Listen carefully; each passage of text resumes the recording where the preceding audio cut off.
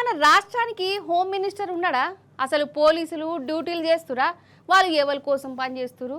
రేవంత్ రాజ్యం అంటే రౌడీ రాజ్యమా? ఇది మన తెలంగాణనా లేకుంటే బీహారా? గిట్లనే అంటురోలా చూస్తురు కదా. 2.5 ఏళ్ల సంది మన రాష్ట్రంలో శాంతి భద్రతలు అనేటివి ఎట్లున్నాయో అసలు పోలీసులు ఉన్నా లేనట్టే కొడుతుంది. అసలు రాష్ట్రంలో లా అండ్ ఆర్డర్ అనేది లేకుండా పోయింది. ఈ మాట సాక్షాత్తు పోలీసులే చెప్తురు.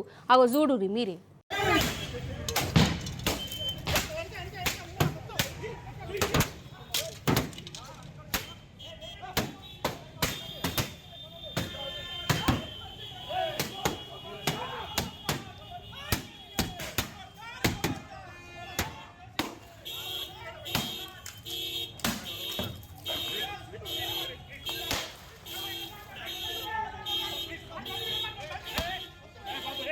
సుషిరా గూండారాజ్యం పట్టపగటిలి కరీంనగర్ నడి సెంటర్లా చుట్టూ జనం ఉండంగా బీజేపీలు చేస్తున్న గూండాగిరిది కాదా మరి? ఆ కర్రలేంది, ఆ రాడ్లేంది, కారను వగలగొట్టుడేంది? ఇది గూండాగిరి రౌడీ రాజ్యం కాకుంటే ఇంకేమనాలే? Karimnagar MLA Gangula Kamalakar camp office మీద బీజేపీలు ఇట్లా రౌడీ లెక్క ఇరుచుకోబడ్డరోలా కిటికీల అద్దాలు వగలగొట్టిరు. ఎమ్మెల్యే పాడి కౌశిక్ రెడ్డి పెట్టిన విలేకరుల మీటింగ్ ఒడిచిన 10 నిమిషాలకే పువ్వు పాటోళ్ళు వచ్చి కౌశిక్ రెడ్డి కారును సత్యనాశ చేసిరు. కౌశిక్ రెడ్డి సారు కూడా కొట్టేతందుకు మీదికి వేరు. వీళ్ళందరూ బండి సంజయ్ సార్తోనే ఉండేటోళ్ళట. ఒదికు గింతగానం నడుస్తుంటే పోలీసులు ఏం చేస్తురంటే సినిమా చూస్తురు. వాళ్ళు ఆడనే ఉన్నారు కానీ ఉండాలేనట్టే చేసిరోళ్ళ. అంటే బీజేపీ కాంగ్రెస్ 2 పార్టీలు కలిసి బీఆర్ఎస్ మీద చేస్తున్న కుట్ర కాదా ఇది?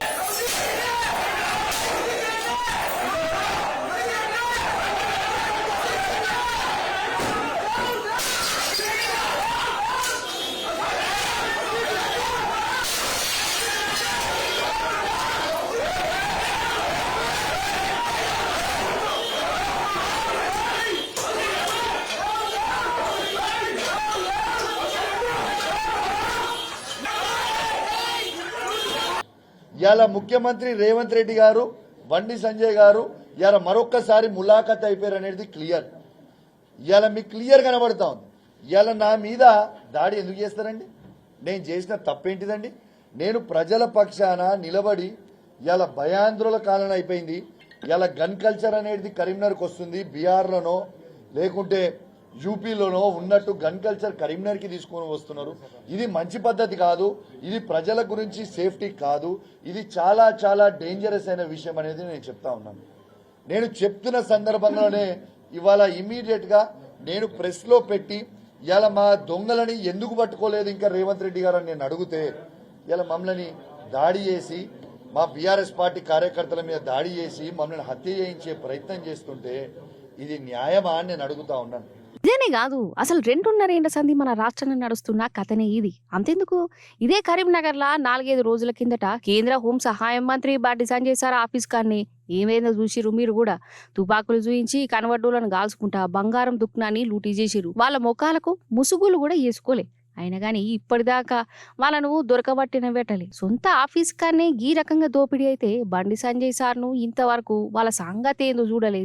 అందున సార్ సెంటర్ హోంశాఖ సాయం మంత్రి. ఇక ఇప్పుడేమో సారే స్వయంగా గిట్ల గూండాలను రౌడీలను బీఆర్ఎస్ లీడర్ల మీద ఎగేసిరని అంటారు.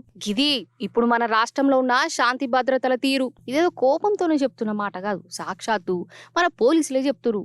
ఇప్పుడు కూడా కాదు, అసలు లా అండ్ ఆర్డర్ ఎట్లున్నాయో వాళ్ళ కండ్లకు కట్టినట్టు చూయించిరు. కమిషనర్ సునీత మేడమే మన కాడ లా అండ్ ఆర్డర్ అద్మానంగా ఉందని, ఆడపిల్లలకు అసలు రక్షణ అనేదే లేదని చెప్పింది కదా. మొన్న రాత్రి సాదా సీదా ఆడపిల్లల లెక్క సుమతి మేడం రోడ్డు మీద నిల్చుంటే కొందరు బట్టవాజిగాళ్ళు ఎట్లా సతాయించిరో.